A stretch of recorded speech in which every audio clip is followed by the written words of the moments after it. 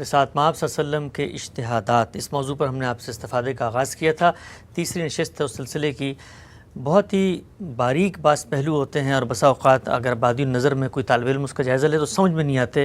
لگتا یہ ہے کہ جیسے اللہ کے پیغمبر نے کوئی نیا انڈیپینڈنٹ مستقل بذات حکم دے دیا ہے، لیکن آپ نے واضح فرمایا تھا کہ اصل دین قرآن و سنت میں موجود ہے۔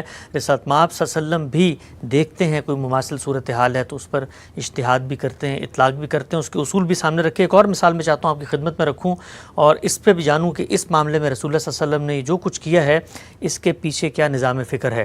زہار ہمارے ہاں ایک اصطلاح ہے، استعمال کی جاتی ہے اور قرآن مجید میں زیر بحث آئی ہے۔ عرب جاہلیت میں یہ کہا جاتا تھا کہ لوگ اپنی بیویوں کو اپنی ماں یا اس کے کسی اس سے تشبیہ دیتے تھے اور یہ ایک بہت ہی مکروہ قسم کا فعل ہوتا تھا۔ قرآن مجید نے اس کو ایک غلط فعل قرار دیتے ہوئے کفارہ اس پہ عائد کیا ہے کہ کوئی مرد اگر اس کا ارتکاب کرتا ہے تو یہ کفارہ وہ ادا کرے گا، اور کفارہ کیا ہے کہ آپ نے غلام آزاد کرنا ہے، نہیں تو پھر آپ نے 2 مہینے کے لگاتار روزے رکھنے ہیں، اگر اس کی استطاعت نہیں ہے تو آپ نے پھر 60 مسکینوں کو کھانا کھلانا ہے۔ سوال غم سب یہ ہے کہ رسول اللہ صلی اللہ علیہ وسلم نے اگر کوئی شخص جانتے بوجھتے روزہ چھوڑ دیتا ہے تو اس کے لیے بھی اسی کفارے کی تجویز پیش کی۔ پوچھنا میں آپ سے چاہتا ہوں، اگر دین نے کوئی کفارہ عائد نہیں کیا تھا تو اللہ کے پیغمبر نے ایک دوسرے جرم کا کفارہ اس جرم کے اوپر کیسے لاگو کیا؟ اس میں چند چیزیں سمجھ لیجئے، اور وہ یہ کہ کفارے کی نوعیت کیا ہوتی ہے۔ کفارے میں ایک پہلو تو یہ ہے کہ اللہ کی نافرمانی ہوئی ہے، ایک جرم کا ارتکاب ہوا ہے، آدمی کو چاہیے کہ وہ اپنے آپ کو کچھ سزا دے۔ یعنی ایک تو وہ سزائیں ہیں جو ریاست سے متعلق جرائم کی سوسائٹی دیتی ہے یا حکومتیں دیتی ہیں۔ یہ معلوم ہے کہ وہ سزائیں تو وہی لوگ دے سکتے ہیں کہ جو نظم حکومت کو چلا رہے ہوتے ہیں، اور انہی کو دے سکتے ہیں جو کسی حق تلفی کا ارتکاب کریں یا کسی کی جان مال آبرو کے خلاف زیادتی کا ارتکاب کریں۔ اللہ اور بندے کے معاملات شخصی معاملات ہیں اصلاً، اور اس میں اللہ تعالیٰ ہی کے ساتھ بندے کا معاملہ ہوتا ہے۔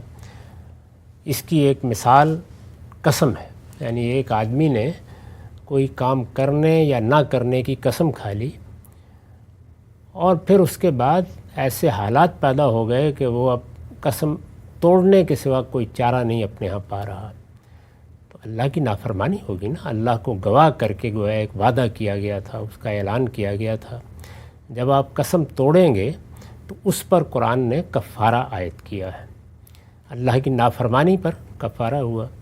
اسی طرح کا معاملہ زہار میں ہے جس کی آپ نے مثال دی، قرآن میں زیر بحث آیا ہے۔ یہ قسم کا کفارہ بھی قرآن میں بیان ہوا ہے، تو اس میں یہ کہا گیا ہے کہ اگر کوئی شخص اس طرح اپنی بیوی کو کہتا ہے کہ انت علیہ کا زہر امی، یہ عربوں کے ہاں کا طریقہ تھا، غصے میں آ گئے، جیسے ہمارے ہاں لوگ واہی تباہی جو منہ میں آتا ہے کہہ دیتے ہیں، تو ان کے ہاں بھی یہ تھا کہ اس طرح کسی غصے کی حالت میں کہہ دیتے تھے کہ تم تو اب میرے لیے ایسے ہی ہو جیسے کہ میری ماں کی پیٹھ۔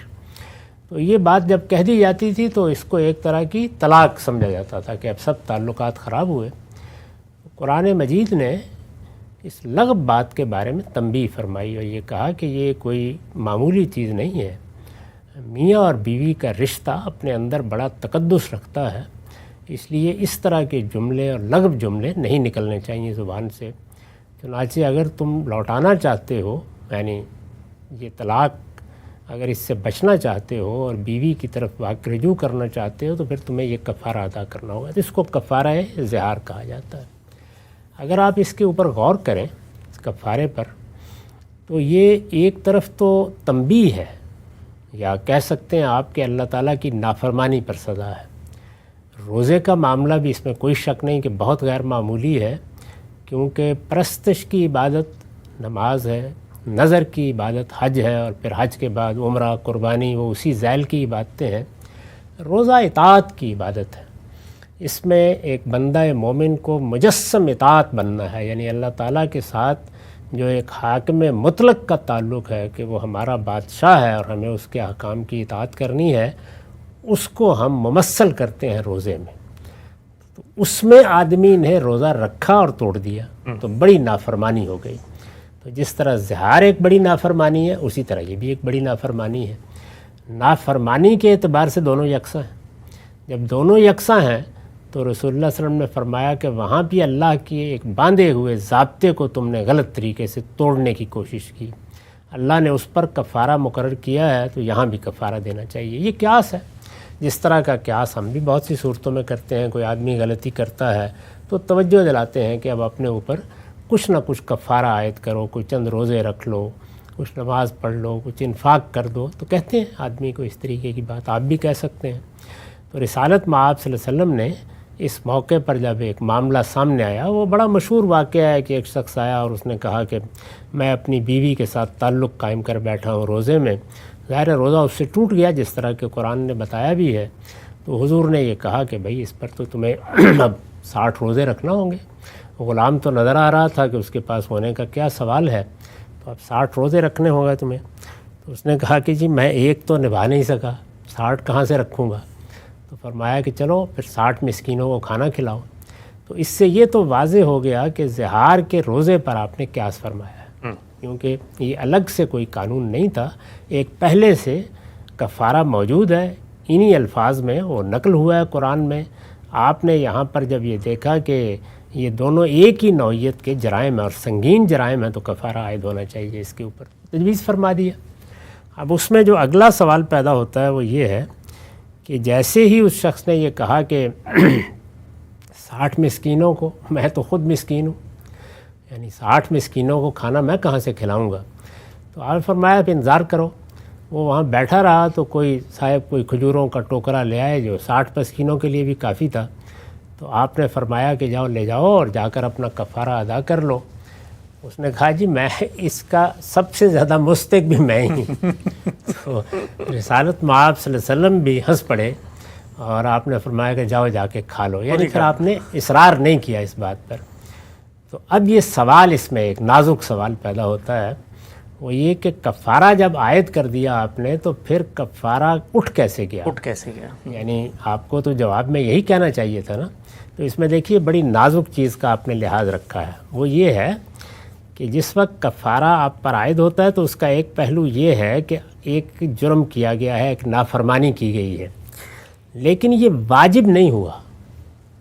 یعنی یہ ہونا تو چاہیے کہ تم اپنے آپ کو سزا دو، یہ واجب کب ہوتا ہے؟ واجب اس وقت ہوتا ہے، زہار میں دیکھیے اگر وہ بیوی کو لوٹانا چاہے، یعودون لما قالوا، اس کی مثال ایسے ہی ہے جیسے کسی آدمی کو جنابت لاحق ہوئی تو غسل اس پر واجب نہیں ہو جاتا اس وقت تک جب تک کہ نماز کا وقت نہیں آ جاتا۔ یعنی نماز کے لیے چونکہ وہ طہارت ضروری ہے تو اگر اب نماز پڑھنی ہے تو پھر ہوگا۔ تو اس نزاکت کا احساس کیا آپ نے، تو یہ فرمایا کہ تمہیں کفارہ ادا کرنا چاہیے تھا، یہ بہتر تھا کہ تم کفارہ ادا کرتے۔ لیکن اگر فرض کیجئے کہ یہی صورتحال ہے تمہاری کہ ایسے ہی مسکین ہو تو پھر آپ نے اصرار نہیں فرمایا۔ لیکن اگر صورتحال وہ ہوتی جیسے قسم میں یہ ہوتا ہے کہ آپ نے جس چیز کو کرنے یا نہ کرنے کی قسم کھائی ہوتی ہے، اب آپ قسم توڑ کے وہ کام کرنا چاہتے ہیں یا وہ نہیں کریں گے، تو اس وجہ سے ایک معاملہ ہونا ہے امرن، اس کے لیے کفارہ واجب ہو جاتا ہے۔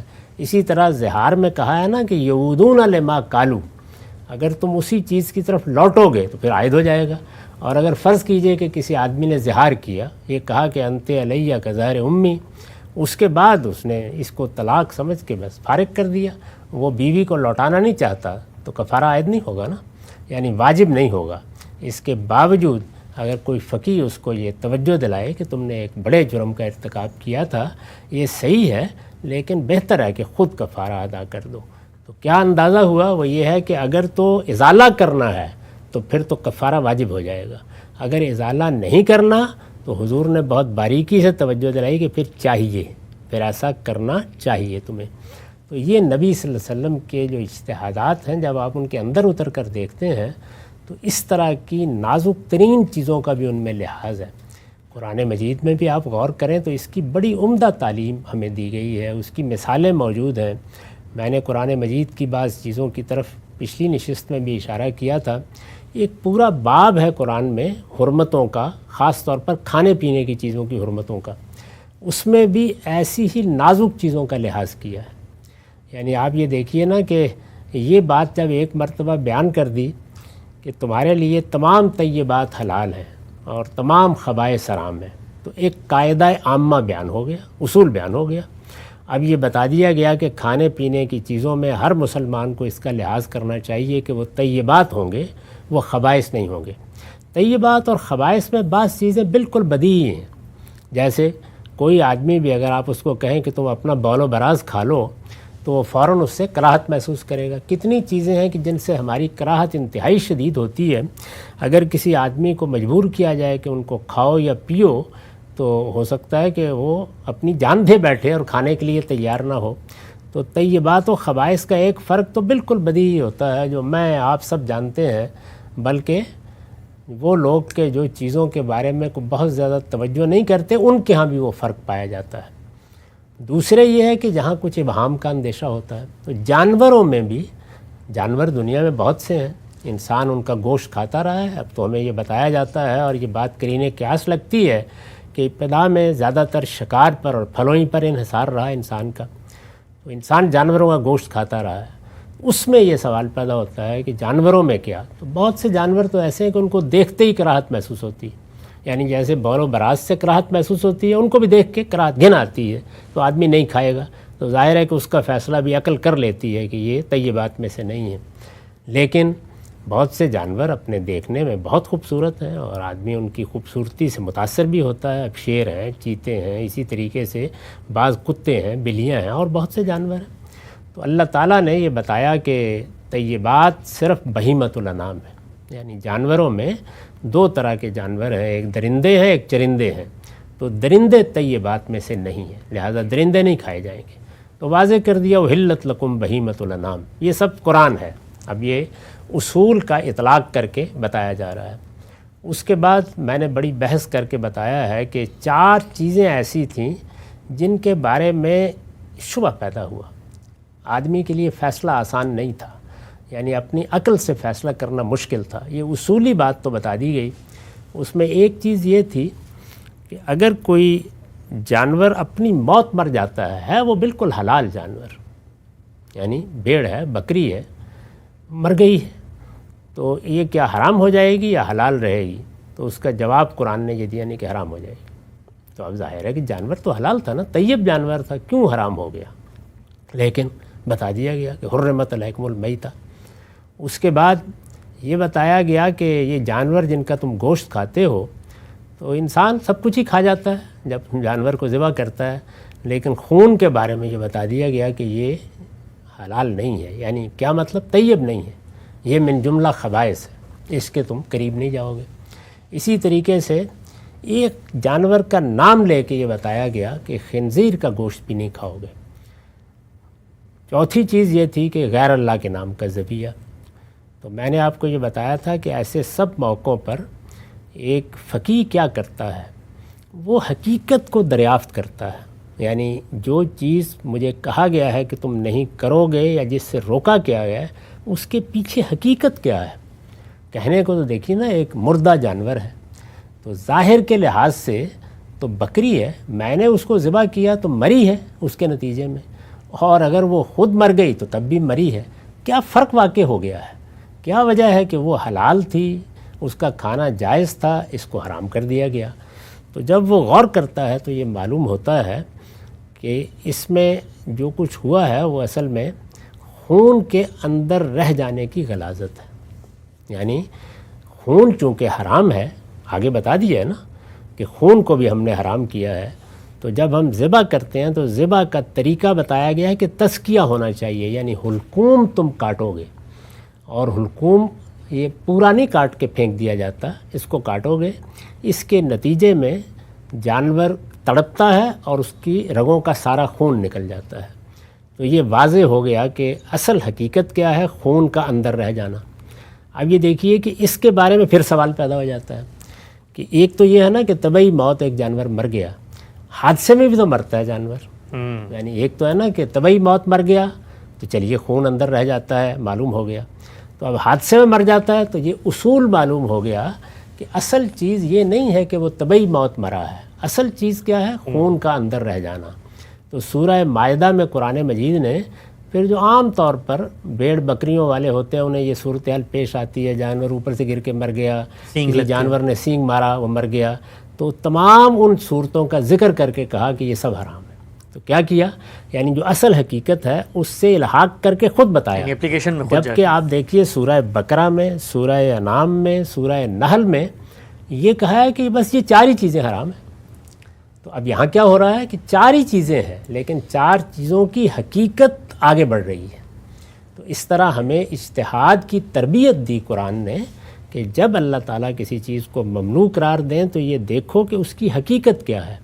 وہ حقیقت کسی جگہ پائی جائے گی تو حکم کا وہاں بھی اطلاق ہوگا، اور اگر کسی جگہ وہ ختم ہو جائے گی تو استثناء مل جائے گا، یعنی وہ چیز جائز ہو جائے گی. اسی کو ایسے بیان کیا جاتا ہے نا کہ جب اللہ تعالیٰ نے شراب کو حرام کیا ہے تو حقیقت کیا ہے؟ نشہ.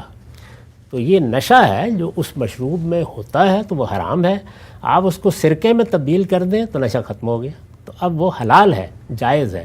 تو یہ اصول خود قرآن نے اطلاق کر کے بتایا ہمیں. اسی طریقے سے ایک اگلا سوال پیدا ہوا، اور وہ یہ کہ جب اللہ تعالیٰ نے 4 چیزیں بیان کی تھی تو وہاں تو یہ بیان کیا تھا کہ اگر کسی جانور کو اللہ کے سوا کسی کے نام پر ذبح کیا گیا ہے تو اس کا کھانا جائز نہیں ہوگا. تو اب ایک آدمی نے ذبح تو اللہ کے نام پر ہی کیا ہے، اللہ کے سوا کسی کے نام پہ ذبح نہیں کیا، لیکن جا کر کسی آستانے کی نظر کر دیا ہے، کسی بت خانے پر چڑھا دیا ہے، کسی مزار پر نظر پیش کر دی ہے. تو قرآن مجید نے سورہ مائدہ میں بتایا کہ اس پر بھی اس حکم کا اطلاق ہوگا کہ حقیقت وہی ہے. اگرچہ پہلا مرحلہ طے ہو چکا ہے، اگرچہ وہاں اللہ کا نام لیا گیا، لیکن چونکہ اس کی حقیقت وہی ہے تو فرمایا وما ذبح علی النصب. یہ جو تم مختلف تھانوں پر جا کر نظر پیش کر دیتے ہو جانوروں کی، تو اگرچہ وہ اللہ کے نام پر ذبح کیے گئے ہوں وہ بھی حرام ہو جائیں گے. اچھا، اسی سے ایک مزید سوال پیدا ہوا کہ کیا یہ صرف عقائد سے متعلق چیز ہے؟ تو ایک لفظ استعمال کیا تھا سورہ انعام میں جس میں علت بتائی تھی، وہی حقیقت بتائی تھی کہ یہ فاسقانہ عمل ہے. تو اب اس کے بعد اسی پر عطف کر کے مزید بتایا کہ ان تستقسموا للازلام، یعنی اگر تم کھانے کی کوئی چیز کسی ناجائز طریقے سے حاصل کرتے ہو تو وہ بھی حرام ہو جائے گی.